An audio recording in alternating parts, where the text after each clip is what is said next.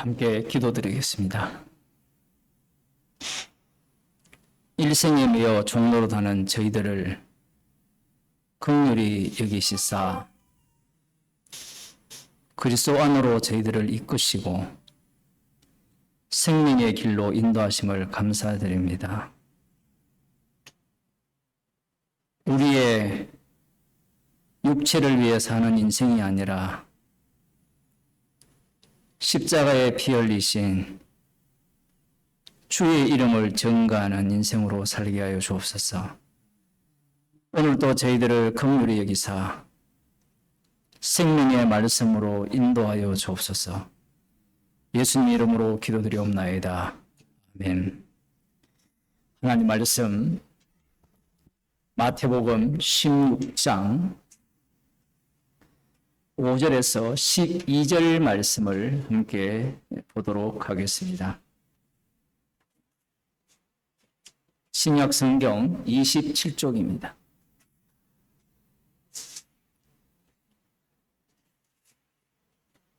제가 읽어드리겠습니다. 제자들이 건너편으로 갈새 떡 가져가기를 잊었더니 예수께서 이르시되 삼가 바리새인과 사두개인들의 누룩을 주의하라 하신대 제자들이 서로 의논하여 가로되 우리가 떡을 가져오지 아니하였도다 하거늘 예수께서 아시고 가라사대 믿음이 적은 자들아 어찌 떡이 없으므로 서로 의논하느냐 너희가 아직도 깨닫지 못하느냐 떡 5개로 5,000명을 먹이고 죽은 것이 몇 바구니며 떡 7개로 4,000명을 먹이고 죽은 것이 몇 광주리이던 것을 기억지 못하느냐 어찌 내 말한 것이 떡에 관함이 아닌 줄을 깨닫지 못하느냐 오직 바리새인과 사두개인들의 누룩을 주의하라 하시니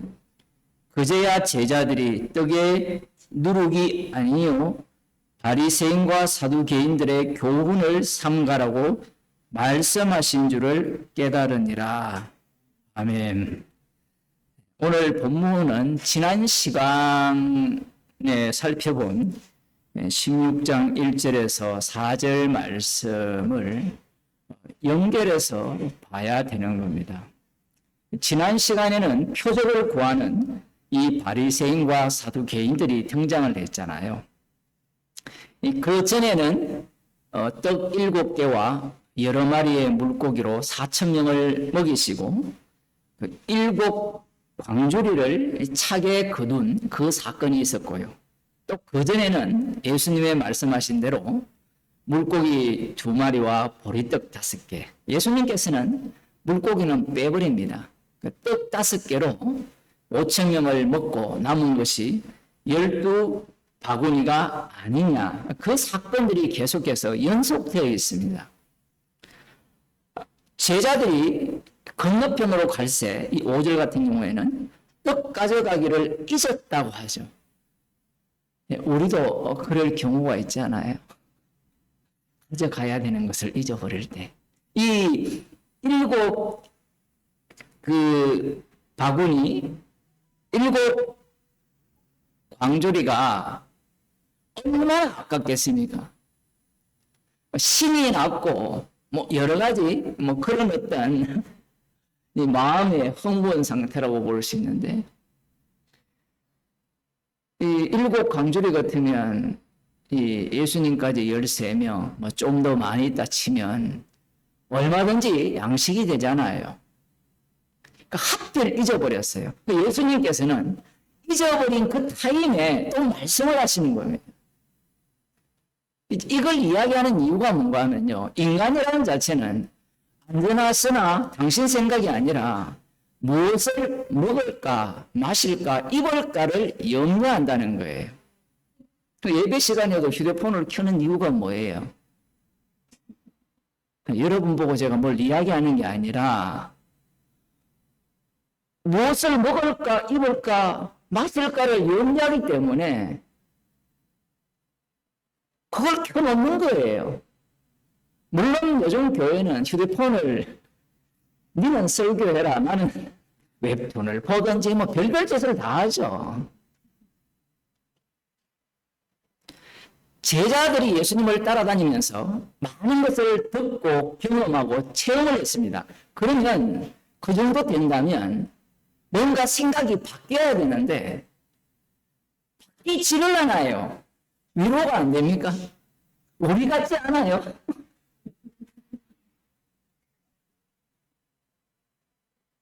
주님이 우리를 구원하실 때 우리의 행위로 말미암아 구원을 하셨다면 우리는 벌써 지옥을 가야 되고 불심판 속으로 끝난 겁니다. 영원한 지옥불에 들어가서 구더기도 타지 않는 곳에서 저주를 받아야 되겠죠. 그곳에서 슬피 울며 이를 갈 겁니다. 그런데 주님이 우리의 행위대로 심판하지 않으시죠. 주의 의로움을 나타내기 위해서 그분의 의를 우리 위에 덮으시운 겁니다. 그리스도의 옷으로 입혀버린 거예요. 그럼 너희들 옷 더럽다, 벗어! 이런 표현이 강한데 갈아입힌다는 표현이 있지만 사실은 갈아입히기보다는 원래 더러운 그 옷에 주님의 옷을 입힌 거예요. 로마서로 가게 되면 그리스도 안, 아람만 이 얘기가 그 얘기거든요. 물론 지금까지 신학이 정반대로 설명을 해왔거든요. 더러운 옷은 벗어버리고 새 옷을 입자. 이것을 영의 말씀을 육의 말씀으로 해석을 하니까 그렇게밖에 해석이 안 돼요. 그렇게 해석하는 자들이 바리새인들입니다.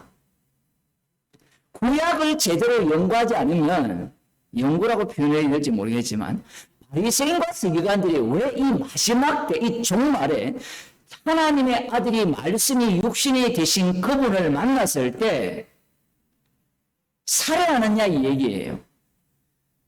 율법의 의로는 흠이 없는 삶을 살았잖아요.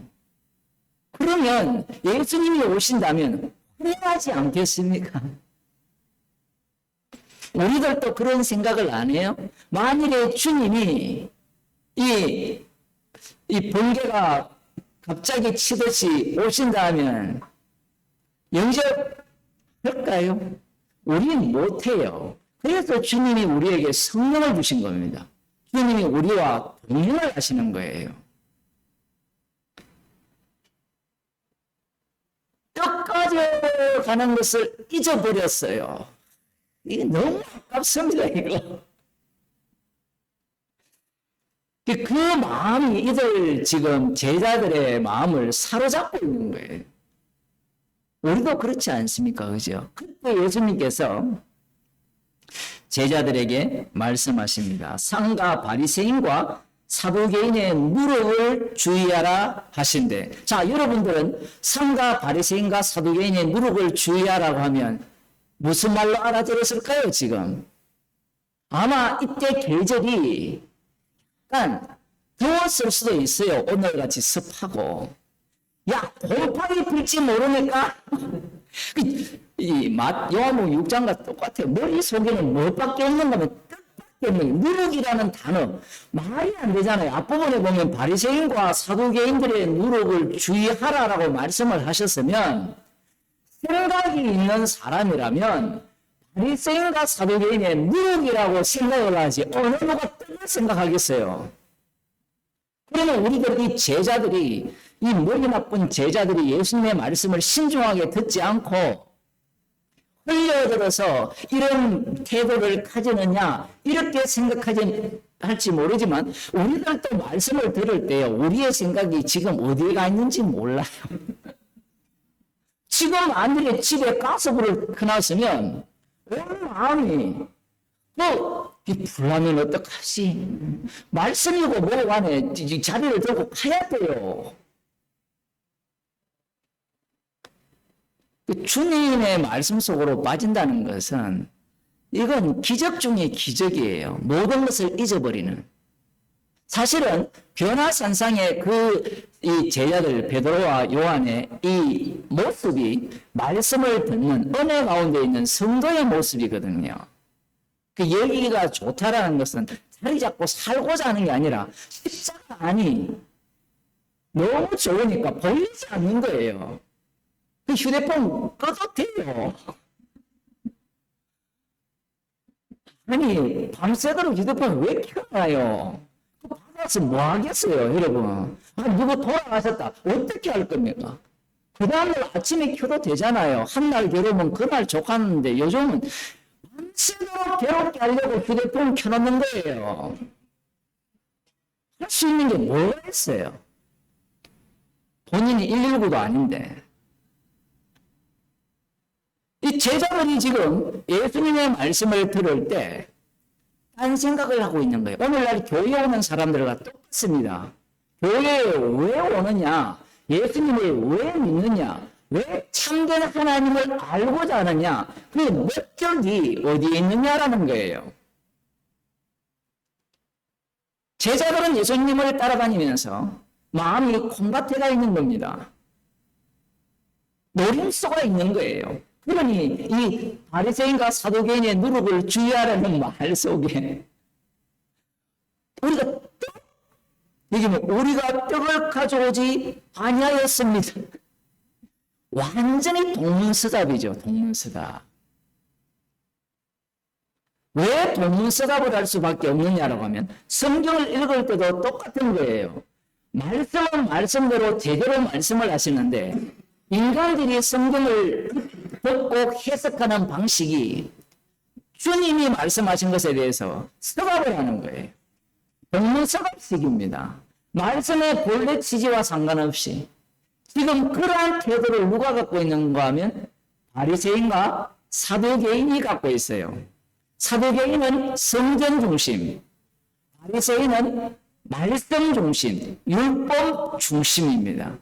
율법 중심인 이들, 그리고 성전 중심인 이들이 성전에서 부지런히 제사를 드리면서 원래 성전을 주신 취지, 그 목적과 전혀 다른 태도를 보이고 있고, 율법을 지금 날마다 주야로 묵상하면서 율법의 의로는 흠이 없는 사두개인들이 율법이 본래 전하고자 하는 바를 알지 못하고 생각을 하고 있다라는 거예요. 그 딴 생각이 뭐냐? 쉬워요. 이미 성경에서 답을 이야기해 놨습니다. 바리새인과 서기관의 누룩이 뭐냐? 예수님께서 교훈이라 했잖아요. 교훈이라고 이야기하니까 사람들이 또 어떻게 생각하는가 하면 당연히 가르침이지. 그 가르침을 자꾸 생각을 해요. 그러면서 마태복음 23장입니까? 거기에 나오는 이 바리새인들과 서기관들의 외식을 하는 가르침이다. 이렇게 들어가는데 제발 좀 생각을 합시다. 제자들처럼 누룩 이야기하니까 떡 안 가져왔는데요. 이렇게 생각하지 마시고 바리새인과 사두개인의 교훈이 무엇을 지향하고 있습니까? 무엇을 목적하고 있어요? 어디를 목적하고 있습니까? 나의 행복이에요. 그걸 빨리 표현하면 가장 기본적인 욕구가 뭐예요? 생존의 욕구. 그 생존의 욕구, 그것이 충족이 되면 메슬로우가 이야기를 안 해도 광야 이스라엘을 보면 답이 나와요. 그리고 가인과 라멕을 보게 되면 최종 단계에 무엇이 보입니까? 자아실현의 단계. 자아실현은 무엇이냐라고 할 때 자기가 심판주의 자리에 올라가는 겁니다. 조금 더 표현하면 자신이 하나님보다 더 높은 자리에서 하나님조차 심판하는 그러한 위치에 오르고자 하는 것이 자아실현이에요. 공부 좀 하면 다 자아실현을 위해서 열심히 살고 어쩌고 하는데 애들 한번 보세요. 마음대로 하죠, 맞죠? 자기가 심판주예요. 그래서 애들은 초달을 해야 된다라고 하는 겁니다. 그러면 애들만 초달합니까? 복음을 20년도로도 주님이 우리를 초달하죠. 왜? 초달하지 않으면 안 돼요, 인간은. 죽을 때까지 맞아야 돼요. 이스라엘을 보면서 죽을 때까지, 멸망할 때까지 맞거든요. 그 이유는 때려서 제대로 사람 만들기 위함이 목적이 아니라 주의 이름을 증거하기 위한 이스라엘이기 때문에 그래요. 애들이 때린다고 인간이 되겠습니까? 안 돼요. 우리 자신을 봐도 안 되잖아요. 그거 안 되니까 그러면 혼내지 말까요? 혼 안 내면 무슨 짓을 해요? 천상천하 유아 독주. 나밖에 모릅니다. 부모도 없어요. 부모가 말을 하면 완전히 요즘 말로 개 무시하잖아요. 왜 그렇습니까? 그렇게 키웠잖아요. 그 중국에 셔황띠라 하잖아요. 그게만 셔황띠입니까? 근데 중말에서 미안합니다. 작은 황제. 식당 같은 데나 어디에 가면 가관입니다. 가관. 그게 오늘날 한국의 현실 아니에요? 오죽하면 노키즈존을 만들겠어요. 이게 웃기는 게 노키즈존을 만들어 놓고 개판인 그 카페를 만들어요. 네, 그걸 보면 정말 인간들이 하는 짓거리가 웃겨도 정말 너무 웃기는 겁니다. 개털 펄펄 날리는 그 자리에서 커피 마시고 있어요. 주님이 눈을 시력이 그거밖에 안 되도록 만들으니까 그렇게 사는 거예요. 지금 여기를 보게 되면 바리새인과 사두개인의 누룩이 무엇인지를 모릅니다. 이 이야기가 뒤에 보면 바리새인과 사두개인의 누룩이 그들의 가르침이지 않느냐. 그러면 제가 그 말을 알아들었나요? 예? 가르침이라는 말이라는 걸 알아들었어요? 몰라요, 그게. 그들 수준은 딱 그겁니다. 외식한다니까. 저들이 말만 하고 행하지 않는다니까. 그렇게 하는구나. 그 이상을 알지 못해요. 성령을 받기 전까지는 이 예수님의 말씀을 알아들을 수가 없어요. 아니, 옆에 계시는데 가르쳐주면 안 되니까 가르쳐줘도 안 된다니까요. 그래서 십자가 사건이 반드시 있어야 되는 겁니다. 십자가 사건이 있으면 이 가르침이 뭘로 바뀌어버립니까? 예수님이 공생의 기간에 가르쳤던 말씀이 뭘로 바뀌어버려요? 십자가 피를 증거하는 말씀으로 바뀌어버려요. 가르친다니까 네 이거 알아들었지, 이해했지, 이런 식으로 이해를 하는 거예요. 그 기독교 2000년이 계속해서 가르쳐 왔습니다. 올바른 신학, 바른 말씀, 정말 하나님의 뜻을 제대로 파악해야 된다. 그러니 뭘 삭제해버립니까? 십자가를 삭제해버려요. 정말 재밌죠? 십자가만 삭제합니까? 성령도 삭제해버리죠. 왜냐하면 지식만 난무하기 때문에. 성경 말씀을 하나님의 감동으로 보여줬다니까. 성경 지식을 제대로 알면 성령 충만이라 생각해요. 그게 지금 신천지라는 뜻이잖아요. 신천지만 했습니까? 그 전에 통일교부터 시작해서 박태선 다 그 짓을 하는 거잖아요. 그것이 어디에서 나왔습니까? 기성 교회에서 나왔거든요. 교회에서 맨날 가르치는 게 이걸 믿어야 됩니까? 믿어야 됩니다. 이것을 제대로 알아야 됩니다.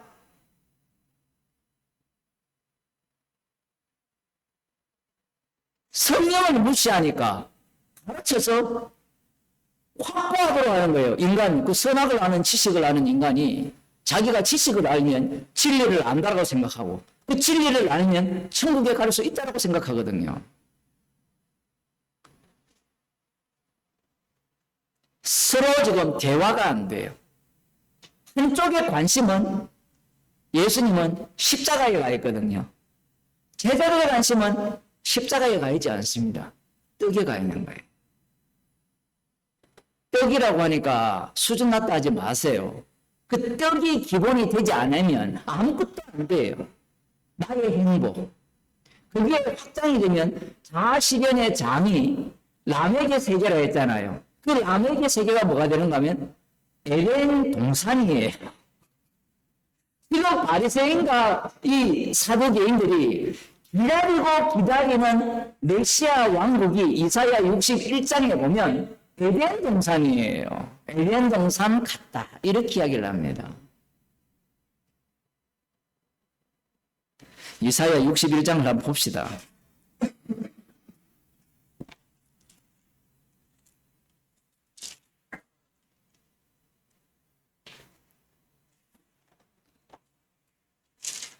(61장 1절) 주 여호와의 신이 내게 임하셨으니 이는 여호와께서 내게 기름을 부어사 가난한 자에게 아름다운 소식을 전하게 하려 하심이라. 나를 보내사 마음이 상한 자를 고치며 포로된 자에게 자유를, 갇힌 자에게 노임을 전파하며 여호와의 은혜의 해와 우리 하나님의 신은의 날을 전파하며 모든 슬픈 자를 위로하되 무릇 시온에서 슬퍼하는 자에게 화관을 씌워 그 죄를 대신하며 희락의 기름으로 그 슬픔을 대신하며 찬송의 옷으로 그 근심을 대신하시고 그들로 의의 나무 곧 여호와의 심으신 바 그 영광을 나타낼 자라 일컬음을 얻게 하려 하심이니라. 요즘도 교회에서 이 구절을 좋아하거든요. 그런데 지금 이 말씀은 예수님이 기름 부음을 받았죠. 기름 부음 받은 분이 십자가를 지셨죠. 그러면 십자가 지신 분이 성령을 주시잖아요. 성령을 받은 성도들은 십자가의 증인이 되죠. 그 삶 자체를 이야기하잖아요. 그런데 십자가를 떼버리고 뭐라고 생각하는가 하면 슬퍼하는 자에게 화관을 주시고 죄를 대신하여 희락의 기름으로 그 슬픔을 대신하며 찬송의 옷으로 그 근심을 대신하시고 꼭 밀림들처럼 메시아를 믿고 있는 거예요. 예수님을. 지금 이해하셨나요? 이 말씀대로 읽게 되면 유대교라는 이야기입니다. 교회에서 교인들이 자기가 어려움을 당하면 이런 말씀을 보면서 위로함을 받잖아요. 이 구절 많이 써놨어요. 사람들이 요즘 포사에 보면 이런 구절을 올려놨잖아요. 근심이 많은 사람은 내 그 근심을 대신하시고 그들로 의의 나무 여호와의 심으신 바 그 영광을 나타낼 자라. 그 영광을 나타내려면 어떻게 돼요? 아프면 안 돼요. 일단 가난할 때 안 돼요. 가정이 깨지면 안 돼요. 요즘은 그런 말도 못하죠. 왜냐하면 한 집 걸로 한 집이 이혼을 했으니까. 그래도 이야기를 해요. 그래야 저쪽에 뭐가 생깁니까? 소망이 생기거든요. 가짜 소망. 십자가의 완성으로서 생긴 소망이 아니고 그 십자가를 이용해서 나도 저렇게 행복한 가정을 꾸릴 수 있어. 이 사기꾼들이에요. 목사들이. 이런 말씀들을 이렇게 교인들에게 알려주면서 희망을 갖게 하는 겁니다. 그들이 바리새인과 사두개인들이에요. 그들이 교훈의 최종 목적 도달 지점이 여기입니다. 그래, 많이 고생했지 않느냐. 기름 부은 자가 오신다면 표적을 구하는 이유가 그거거든요. 단순히 시험하는 것도 있지만 진짜 기름 부은 자가 오신다면 이 이사야가 예언한 이 61장에 예언된 이 시대가 도래될 거라는 거예요. 이걸 가져가 준다면 나는 당신을 메시아로 믿겠다는 겁니다.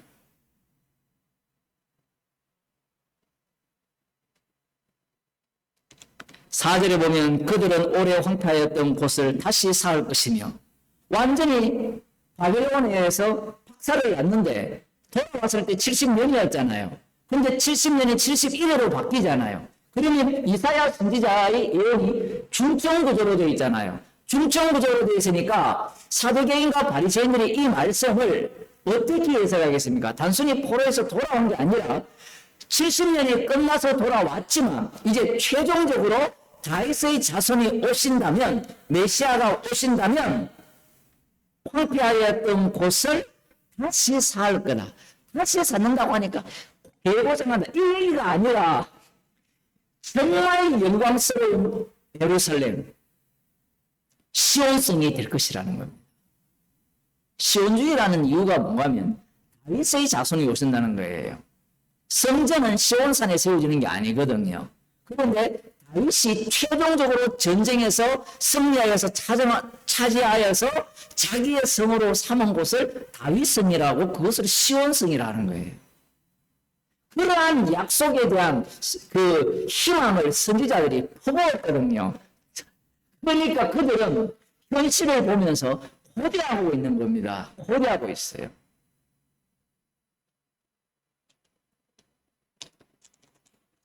다시 일으킬 것이며 황폐한 성읍 곧 대대로 무너져 있던 것들을 중수할 것이며 얼마나 오랫동안 무너져 있었습니까?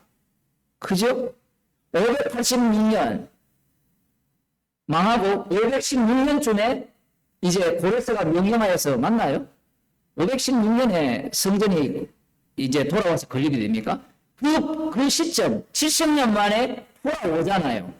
그러면서 BC잖아요. BC 500년. 그 500년 동안 기다리고 있는 겁니다. 400년 이상을. 말라기 선지자 이후에 준수할 날만 기다리는 겁니다. 외인은 서서 너희 양떼를 칠 것이요. 이것보다 신나는 게 어디 있습니까? 이방인들은 서서 서 있다라는 것은 종이죠. 주인은 앉아 있습니다. 예수님의 비유에 나오잖아요. 이방인들은 서서 양떼를 칠 것이며 이방 사람은 너희 농부와 포도원지기가 될 것이다. 이것 갖고 장난치는 자들도 있거든요. 오늘날 목사가.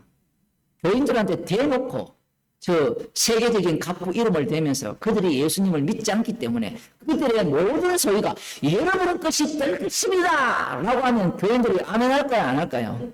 100% 아멘을 해요. 왜냐하면 다 미쳤기 때문에. 돈을 갖고 싶어서 미친 거예요. 그런데 그것을 성경을 갖고 얘기하니까 먹히는 거예요. 그런데 이 사상을 누가 갖고 있다고요?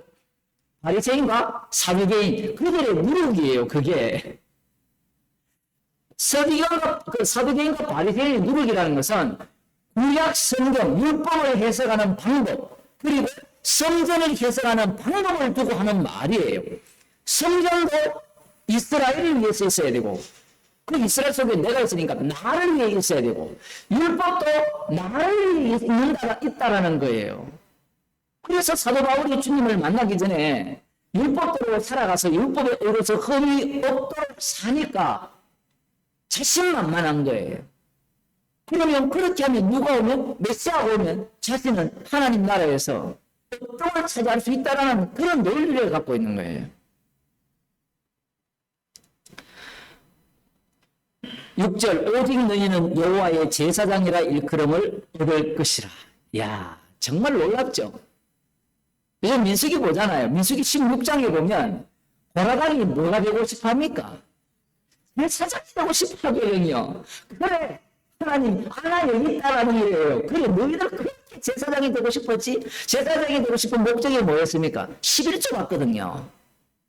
지금 이방 나라 사람들이 서서 양떼를 치고 포도원지기가 된다고 했잖아요. 그러면 제사장들이 할 일이 있어요, 없어요? 없다라고 생각하는 거예요. 그런데 민수기를 보면 제사장들이 뭘 합니까? 가장 먼저 죽임을 당해요. 나답과 아비후가 가장 먼저 죽는 이유가 민수기에서, 민수기 맞죠? 네, 레위기에서 가장 먼저 죽는 이유가 제사장이 가장 먼저 죽어요. 성전이 세워진 이후에 그들이 먼저 죽는 겁니다. 그들이 그곳에서 희생물이 되는 겁니다. 그걸 생각도 못하는 거예요. 왜 생각 못하는가 하면 메시아가 희생물이 된다. 세상들을 지고 가는 어린 양이 될 것이라고는 꿈에도 생각 못해요. 왜냐하면 그들이 꿈꾸는 메시아 왕국은 사울 왕을 원했던 열왕과 같은 왕을 달라고 했던 그 사고방식에서 선지자들의 예언을 하나님의 약속을 보고 있기 때문에 그래요. 어떻게 그럴 수 있습니까? 라고 물으신다면 하나님께서 조성하시는 환경 속으로 집어넣으면 어떻게 하는 질문 자체가 성립이 안 돼요. 자기가 지금 처한 상황 자체가 지금 처절하잖아요. 지금 바리새인과 사두개인들이 처한 상황이. 눈만 뜨면 메시아를 기다리는 거예요. 지금 이스라엘은 미국에 있는 그 유대인들의 도움으로 뭐 행복기도 있고 메시아 기다릴 필요도 없어요. 거기는. 만약에 그들에게 아무런 그런 게 없다면 지금도 죽자 사자 메시아를 기다릴 거예요. 제사장이라 일컬음을 얻을 것이라. 이것은 똑같습니다. 너희는 왕 같은 제사장이라. 이게 요한계시록에 보면 우리를 제사장 나라로 만들었다고 하거든요. 그 왕은 세상죄를 지고 가는 어린 양, 6월절 어린 양만이 유일한 왕이시고요. 물론 24장로가 멸류관을 했지만 돌려드리죠. 사두개인과 이 바리새인들은 이런 말씀들을 이 고라당의 사고방식으로 해석하는 거예요. 요즘 우리가 본문을 보는 민수기 22장에 발락 같은 사고방식, 발락 같은 사고방식. 그 다음 나오는 말씀이 너희를 우리 하나님의 봉사자라 할 것이며 섬기는 자, 하나님의 섬기는 자. 그래서 이게 어려운 거예요. 필요한 자가 오면 이제 모든 것은 끝날 것이라고 생각했는데 제사장이 되고 섬기는 자가 되면 요한계시록에 의하면 성도들은 어떻게 됩니까? 죽임당한 어린 양의 피를 증거하기 때문에 죽임당한 어린 양이 걸어갔던 그 인생의 길을, 십자가의 길을 똑같이 걷는 것이 하나님의 봉사자의 모습이에요. 7일회를 이야기를 했잖아요. 한 일회를. 한 일회의 절반만 나오잖아요. 절반만 나오는 이유는 십자가 사건을 뒤엎어버리면 나머지 절반이 돼요. 그러면 나머지 절반은 주님의 죽으심을 반복하는 생애, 성도는 그 죽으심을 반복하는 그 생애야말로 부활의 삶이에요. 승리의 삶이잖아요. 얼마나 놀랐습니까? 그런데 인간들은 이 십자가의 삶 자체가 승리의 삶이라는 것을 인정하지 않거든요. 왜? 성령을 못 받았어요. 성령을 못 받았으니까 바리새인과 사두개인처럼 이 구약을 해석하는 방식으로 똑같이 신약을 해석하는 겁니다. 누구 중심으로? 나 중심으로, 나의 행복 중심으로 성경을 해석하고 있다는 거예요. 너희가 열방의 재물을 먹으며 그들의 영광을 얻어 자랑할 것이며. 와, 얼마나 신나는 일입니까? 열방의 재물을 먹으며 그들이 조공을 갖고 오거든요. 그런데 실제 상황은 어떻습니까? 땅 끝까지 이르러 내 증인이 되는 성도들의 그 복음 전거자들의 모습은 어떤 모습이에요? 전대도 찾지 말라 하거든요. 그야말로 세상 사람들이 보기에는 거지의 모습이에요. 거지의 모습. 말이 좋아 주님이 그 복음을 전한 자는 복음으로 말미암아 살리라 했지만 여러분들은 어때요? 헌금하면서 그 생각을 합니까? 두 가지 부류예요. 목사를 거지 취급하든지 안 그러면 자기 복 받기 위해서 이 발람에게 권력과 엄청난 재물을 줄 테니까 나를 위해 기도해달라는 거죠. 그 목사들이 신방을 가면 운동을 하잖아요. 목사 앞에 갖다 놓잖아요. 제가 그렇게 갖다 놓길래 저를 무당으로 보십니까? 내가 그랬거든요. 이 신방 가서 할 소리도 아니지만 그 이후로 잘 연락이 안 오네요. 무당, 푸닥거리를 원하는 거예요. 개업을 하기 위해서는 목사님을 불러야 되고 축복을 해달라는데 저주를 부으니까 누가 그걸 좋아합니까?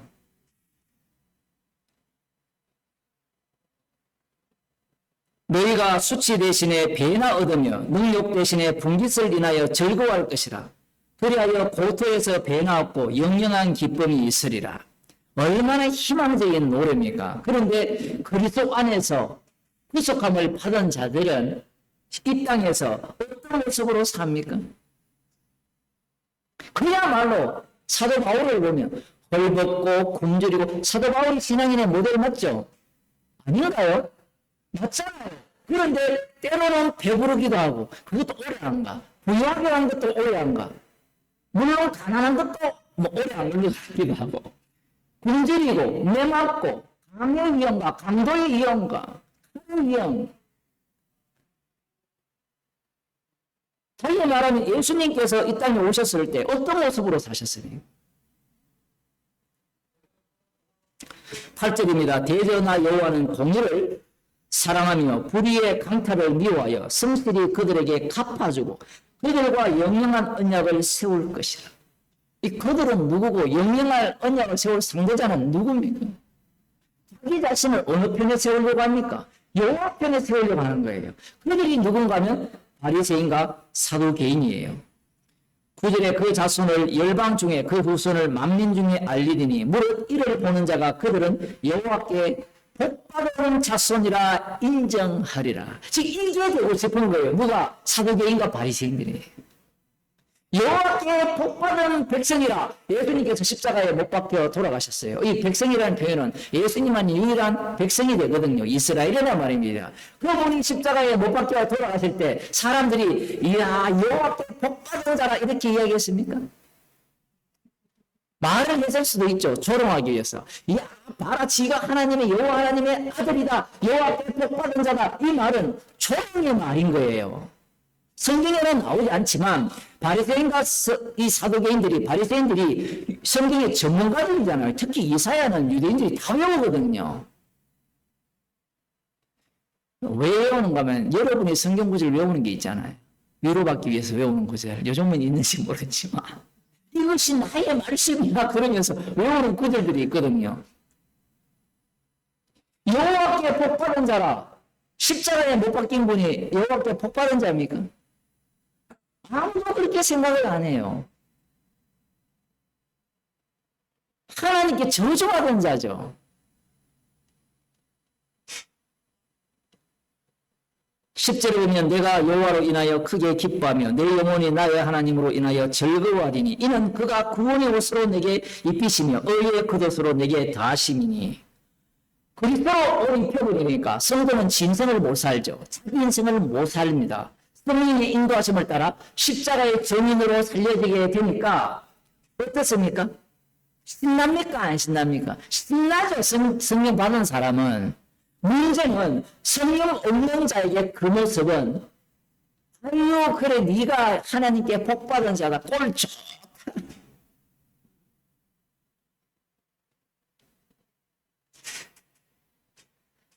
신랑이 사모를 쓰며 신부가 자기 보물로 단장한 같게 하셨습니다. 이 요한계시록을 보면 교회를 그리스도의 신부로 찬란한 그 단장을 한 모습을 보이잖아요. 그것밖에 생각 안 해요, 인간들은. 그런데 그 찬란한 모습이 이 땅에서는 어떤 모습입니까? 하나님의 어린 양과 말씀으로 인하여서 고난받고 죽임을 당해요. 그게 꽃단장한 신랑 대신 예수 그리스도의 신부의 모습이에요. 지금 이 바리새인과 사두개인들은 이스라엘을 신부처럼 대우하기 때문에 자신들을 꽃단장할 거라 생각하는 거예요. 꽃단장하는 내용이 앞부분에 나오죠. 앞부분에 어떤 모습으로 나옵니까? 자신들이 열국의 중심이 되고 이방인들이 서서 양떼를 치든가 포도원지기로서 다른 본문에 보면 열국들이 뭘 갖고 오는가 하면 예물을 갖고 와요. 예물을. 자기들은 제사장이면 먹고 놀는 줄 알아요. 망상이죠, 망상. 오늘날 본인들도 그런 망상을 하는 거예요. 사도개인과 바리새인의 누룩을 주의하라. 예수님께서 말씀을 하셔도 구약을 모르잖아요. 모르기 때문에. 그리고 이 사도개인과 바리새인들이 왜 예수님을 죽였는지 교회에서 목사가 가르치는 그 수준 이상으로 못 벗어나요. 바리새인들은 나쁜 놈, 사도개인들은 나쁜 놈 이것밖에 몰라요. 실상은 오늘날 목사가 가르치는 교인들이 생각하는 바가 바로 사도개인과 바리새인들의 사고방식이고 그들이 믿고 천국 가고자 하고 믿고 복받고자 하는 모든 내용이 사도개인과 바리새인들이 생각하는 신앙이에요. 그들의 소망이라는 겁니다. 구약을 읽으면서 복받으러 가잖아요. 뭘 모르기 때문에. 성령을 못 받아서 달리 표현하면 목사들이 안 가르쳐주죠. 이렇게 가르쳐주면 교회 안 옵니다. 인간이 자기 자격이 잘 되기 위해 살지 자기 못 되기 위해 사는 사람이 어디 있습니까? 부유한 자로서 가난하게 되는 경우가 없어요. 물론 그렇게 노력주를 갖고 자기 이름을 위해서 자기 영광에 사는 인간들은 있지만 11절 땅이 삭을 내며 동산이 거기 뿌린 것을 음돋게 함같이 여호와께서 의와 찬송을 열방 앞에 발생하게 하시리라. 열방 앞에 이 저들이 막 찬송하게 하게 만드는 그 상황, 그것을 지금 이 사도개인과 바리새인들이 꿈꾸고 있는 겁니다. 그러면 이들만 꿈꿉니까? 제자들도 이것을 꿈꾸고 있어요. 제자들도 꿈꾸고 있다라는 사실입니다. 그래서 머릿속에 떡밖에 없어요. 떡의 확장은 돈이에요. 돈의 확장은 권력입니다. 권력을 왜 가지려고 하는가? 자기 손에 왕을 써서 왕노릇하고 싶은 거예요. 대한민국 사람 중에 윤석열 부려워 안 하는 사람이 없다니까요. 우리가 탐하는 자리가 그 자리입니다. 왜 그러냐? 손에 왕자를 썼는데 왕이 되더라. 지금 왕 노릇하고 있잖아요. 대통령 노릇하는 게 아니라. 그게 우리가 원하는 바거든요. 우리 각자가 원하는 바. 교회에 가면 목사들이 이대로 왕 노릇하잖아요. 목사 말이 절대 권력이잖아요.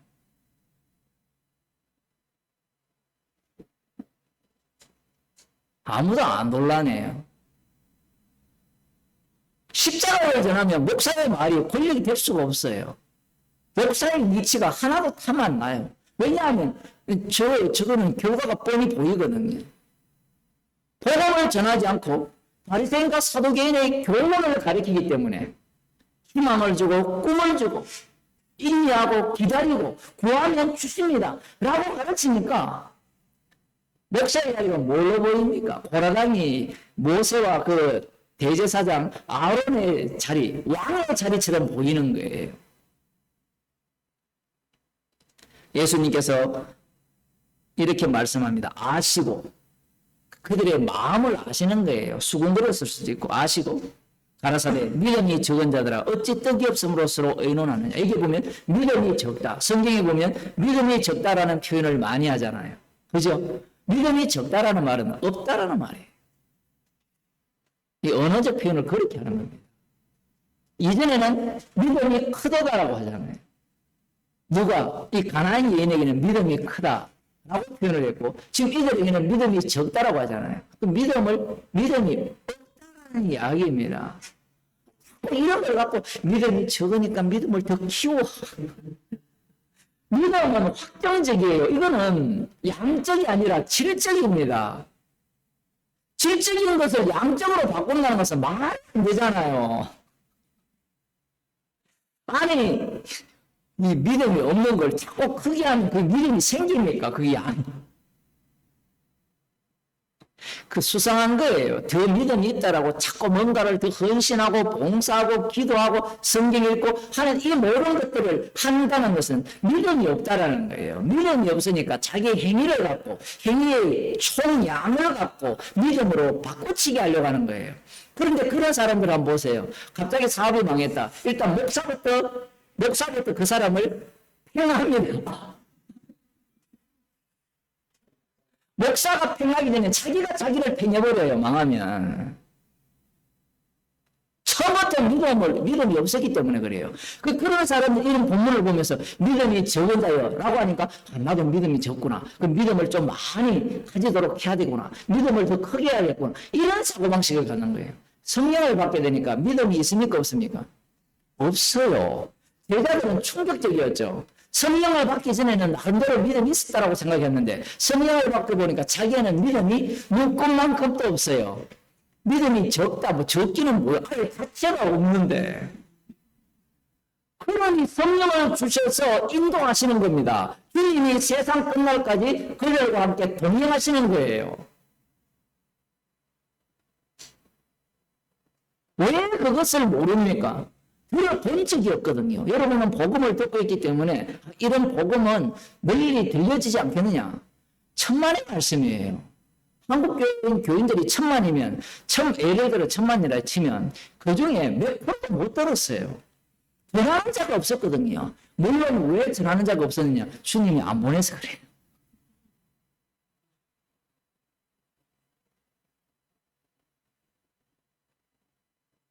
믿음이 적은 자들아 어찌 떡이 없음으로써 의논하느냐. 그들의 마음을 주님은 알고 계시죠. 알고 계시는데 그 마음을 주님은 끄집어내는 거예요. 너희가 아직도 깨닫지 못하느냐? 떡 5개로 5천 명을 먹이고 죽은 것이 몇 바구니며 깨닫지 못하느냐 얘기예요. 지금 그 5병 이의 기적과 7병 여러 마리의 고기로 인한 그 기적을 깨달아야 되는데 깨닫지 못해요. 못 깨닫죠. 그 예수님의 말씀은 마치 야 내가 이 정도로 알려줬으면 네가 알아야 되지 않느냐.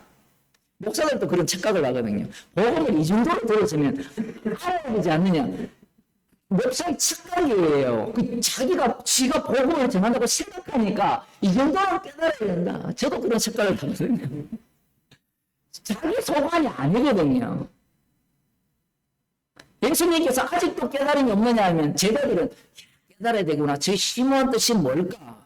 제가 한 이력을 설명을 하니까 아 그래 그거 뭐 알면 되지. 아는 게 깨닫는 게 아니에요. 주님이 성령의 인도하심을 통해서 친히 인도하셔야만 이 말씀의 세계 속으로 들어가는 겁니다. 사실 이러한 제자들이 예수님을 팔아먹고 예수님을 저주하잖아요. 모른다라고 하거든요.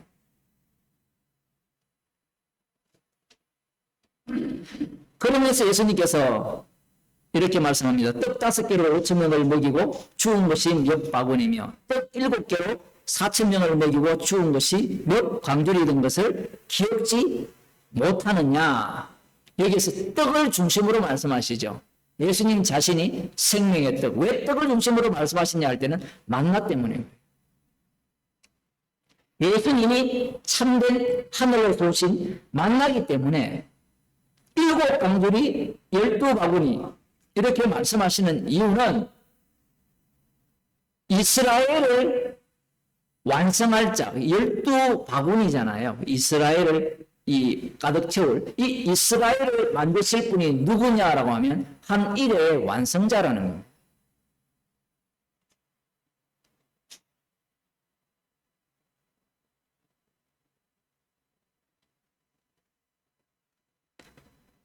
못 알아듣죠, 상대는.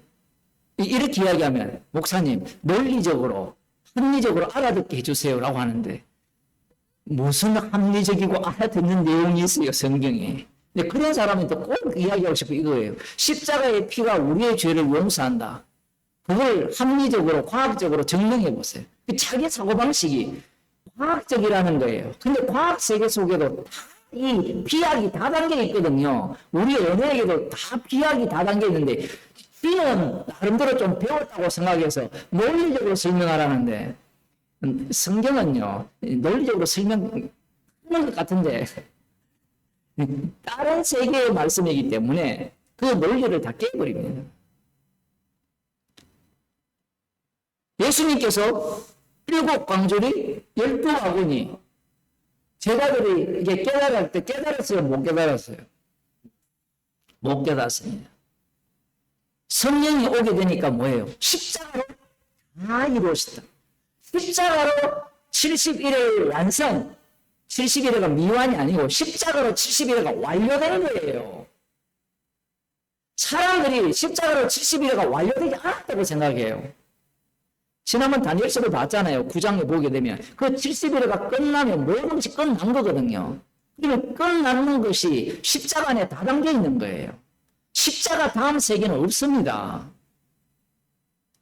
왜 십자가 다음 세계를 자꾸 생각하는가 하면 유리교기 때문에 그래요. 말씀이 자기를 장악해야 되는데 자기가 말씀을 장악하여서 자기가 꿈꾸고 소망하는 바를 말씀 속에서 캐내는 거예요.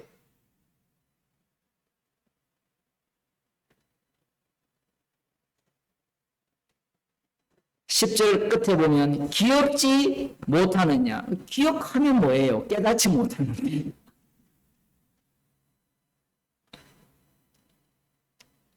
기억하면 뭐요 합니까? 근데 인간들은 기억을 갖고 믿음이라고 생각을 하는 거예요. 지금 보세요. 능력을 맛봤잖아요. 신이 목격을 했잖아요. 그 목격한 것을 기억하죠. 기억하면 뭐합니까? 깨닫지 못하는 거예요. 기억은 내가 할 수 있어요. 사실은 기억도 내가 안 돼요. 왜 내가 안 되는가 하면 이게 내라는 몸 자체가 내 소유가 아니기 때문에. 우리가 지난 주일날 시편 52편을 지금 2주간에 걸쳐서 배우고 있잖아요. 거기에 보면 기억을 해야 못해요. 완전히 망각을 해버렸죠, 다윗이. 자기가 한 짓이 우리 같으면 기억할 거라 생각하죠. 우리 기억력 좋으신 분 다 기억하잖아요. 그죠? 오늘 어떤 그 유명한 교수가 이 생활을, 메모하는 생활을 이야기할 때 그 한 줄씩으로, 시간당 한 줄씩으로 쓰면 한 달 정도만 되면 하루가 파노라마처럼 쫙 이렇게 간대요. 근데 그 짓 안 해도 돼요. 죽을 때 되면 인간의 뇌가 작동해서 주마등처럼 전 인생이 다 나오는데 그걸 왜 해요? 하는 이유는 간단해요. 나의 행복과 나의 생존을 위해서, 나의 영광을 위해서 하는 거죠. 우리는 이 땅에서 하는 거 해야 되죠. 그렇게 기억을 하는 겁니다. 기억을 하면 뭐예요? 깨닫지 못하는데. 기억하는 사람들의 특징이 뭔가면 머리 좋은 사람이거든요. 그 사법고시 친 사람은 기억밖에 못하거든요. 그러니까 수시 문제 보고 못 풀어요, 그 사람들은. 윤석열은 절대로 수시에 나오는 그 뭡니까? 논술령이랍니까? 뭐라 해요? 뭐라고 합니까? 비문학 지문 못 풀어요. 왜냐하면 살다 외웠거든요. A는 B다. 뭐 이렇게밖에 못 외웠거든요.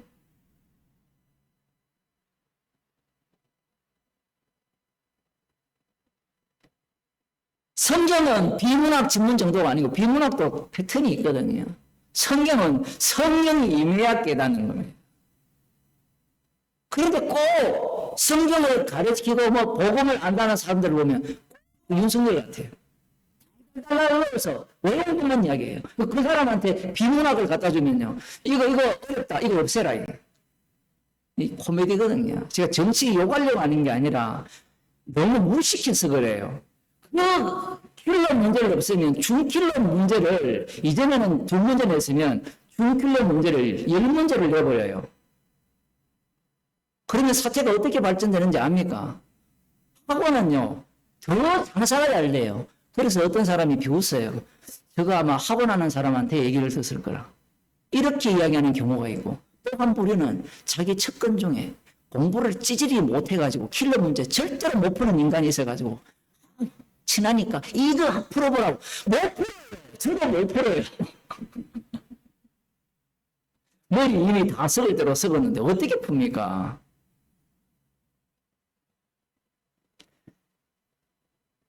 말씀이라는 자체를 지식으로 바꾸치게 하는 거예요. 그게 바리새인이잖아요. 바리새인 판을 누르면 율법이 주르르 신천지를 불러가지고 하면 제가 만약 질문하면 희한한 주목받지 못하는 본문을 질문을 하면 답을 못하거든요. 여호와들이 또 자기들이 갖고 있는 그 소세지 있거든요. 성경 소세지. 이 소세지 하나하나씩 집으로 줄줄 나오는데 거기에 중간에 빠진 부분을 갖고 질문하고 답을 못 하거든요.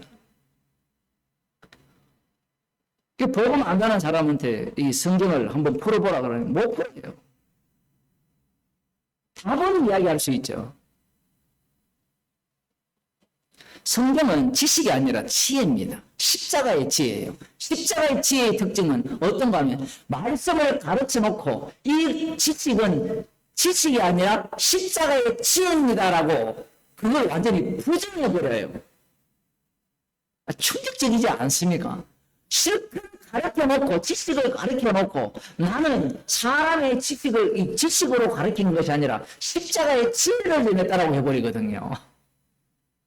지금 창세기부터 계시록까지 성경이 지식이잖아요. 지식을 주셔놓고 하시는 말씀이 이 말씀은 내게 위해서 전한다. 십자가를 전가한다라고 해버리니까 인간이 멘붕 상태입니다. 멘붕 상태. 제자들은 예수님의 말씀을 육의 차원에서 알아듣는다라고 생각하는 겁니다. 알아듣는 최종적인 도달 지점은 떡이에요. 예수님을 이용하는 거예요. 따라다니면서. 철저하게 이용해요. 자기를 낮추면 나중에 보면 자기 목숨까지 버리겠다고 하면서 예수님을 이용하죠. 이게 정말 놀랍지 않습니까? 성령을 받은 자만 자기가 예수님을 이용하는 자임을 인정을 해요. 성령 받았으니까 인정했으니까 더 이상 안 그럴 것이다. 안 그러니까 이제 안 그렇다라고 생각을 하니까 말씀을 안 보죠. 소세지처럼 줄줄 비엔나 소세지 뭐 줄줄이 이렇게 사탕 같은 거 있잖아요. 옛날 소세지. 뭐 그런 식으로 성경을 보는 거예요. 뺄 거는 다 빼버리고 나한테 유리한 것만 엮어내는 거예요. 엮어내서 포교 활동, 자기 똘마니 만들는 거 아니면 자기 집단에 끌고 오기 위해서 그런 성경 구절을 낼름낼름 이렇게 던져주는 거예요. 그래서 낚싯질을 하는 거예요. 그럼 물고 들어오면 자기 종으로 삼는 겁니다. 어찌 내 말한 것이 떡에 관함이 아닌 줄을 깨닫지 못하느냐? 오직 바리새인과 사두개인의 누룩을 주의하라 하셨습니다. 예수님이 지금 이 떡 5개로 5,000명을 먹이시고 12바구니를 남기시고 그 떡 7개로 4,000명을 먹이시고 7광주리를 남기신 것이 떡 이야기가 아니라는 겁니다. 표적이죠, 이게. 표적이라는 특징이 뭔가면 표적은 인간의 눈에 보기에는 기적이에요. 그 기적이 유대인들이 보기에는 표적이에요. 이해하셨습니까? 왜냐하면 모세처럼 이 물고기 2마리와 물 5개나 아니면 떡 7개로 이렇게 많은 사람을 먹였으니까 메시아에 대한 표적이라는 거예요. 그래서 기적인데 표적인데 이 세 명의 단어가 세 단계를 거쳐요. 1층 세 명은 기적, 2층 표적, 3층 표적. 기적도 날려버리고 유대인들이 보는 표적도 날려버리는 표적 십자가입니다. 떡에 대한 이야기가 아니라는 이야기예요. 제자들이 알아들을 리가 없잖아요. 그러면서 바리새인과 이 사두개인의 누룩을 주의하라 이렇게 이야기를 하니까 뒤에 보면 그들의 교훈을 삼가라고 말씀하셨다라고 하는데 이들의 교훈은 뭡니까? 라고 물으면 갈라디아서에 의하면 사람을 좋게 하는 거예요. 이제 답이 나오죠. 왜 예수님을 거부합니까? 이사야 61장의 예언에 의하면 메시아가 오면 이스라엘 백성들을 좋게 합니까? 나쁘게 합니까? 좋게 하죠. 그런데 실질적으로는 진짜 메시아가 오면 하나님이 그 이스라엘을 제사장 나라로 만들어버리죠. 제사장 나라로 만든다는 것은 예수님 자신이 영원한 대제사장으로서 자기 목숨을 영담은 제물로 드리시잖아요. 그러면 성도들은 그 대제사장으로 인하여서 영생을 받은 자로서 이 땅에서 똑같이 제사장으로서 그러한 삶을 살아가게 된다라는 겁니다. 복음은 사람을 좋게 하는 복음이 아니에요. 사두개인과 이 바리새인의 교훈이 왜 먹히느냐라고 하면 사람을 좋게 하는 교훈이기 때문에 그래요. 달리 말하면 떡의 교훈입니다. 그래서 십자가 복음을 전하는 사람들은 듣는 사람들은 이런 소리를 들어야 돼요. 그 십자가 피를 믿는 것이 떡이 되느냐 돈이 되느냐 그 이야기를 들어야 돼요. 십자가 피는 떡도 안 되고 돈도 안 돼요. 이 악한 세상 가운데 미움을 받는 그러한 현장 속으로 내몰리게 되는 겁니다. 사두개인과 바리새인의 교훈을 삼가라. 이 주석들이나 설교를 보면 조심해야 된다. 이 조심해야 될 문제는 자기가 지금 그 생각을 하는데 제자들이 상담한다고 상담이 됩니까? 교인들이 자기가 그 사고방식이 있는데 상담하는데 뭐가 돼요? 예수님이 앞서서 뭐라 합니까? 큰 귀신이 들렸는데 나갔다 오니까 소자가 돼가지고 일곱 귀신이 들어온 자들이 돼요. 그들이 누굽니까? 제자들이에요.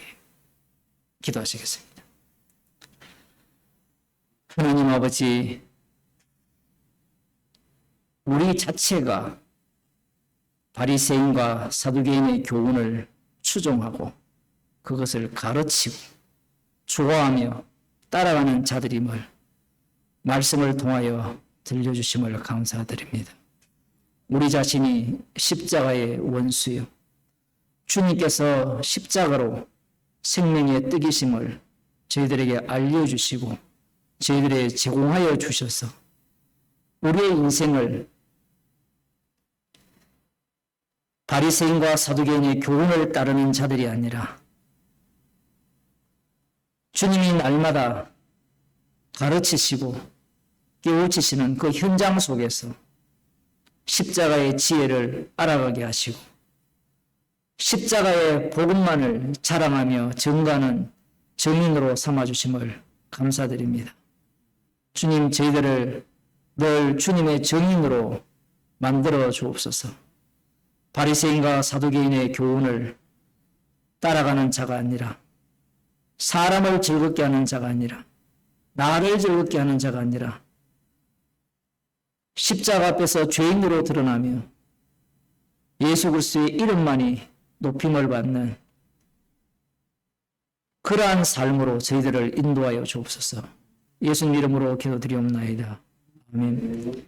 하늘에 계신 우리 아버지여, 이름이 거룩히 여김을 받으시오며 나라에 임하시오며 뜻이 하늘에서 이루어진 것 같이 땅에서 이루어지이다. 오늘날 우리에게 일용할 양식을 주옵시고 우리가 우리에게 죄진 자를 사하여 준 것 같이 우리 죄를 사하여 주옵시고 우리를 시험에 들게 하지 마옵시고 다만 악에서 구하옵소서. 대개 나라와 근세와 영광이 아버지께 영원히 싸움나이다. 아멘.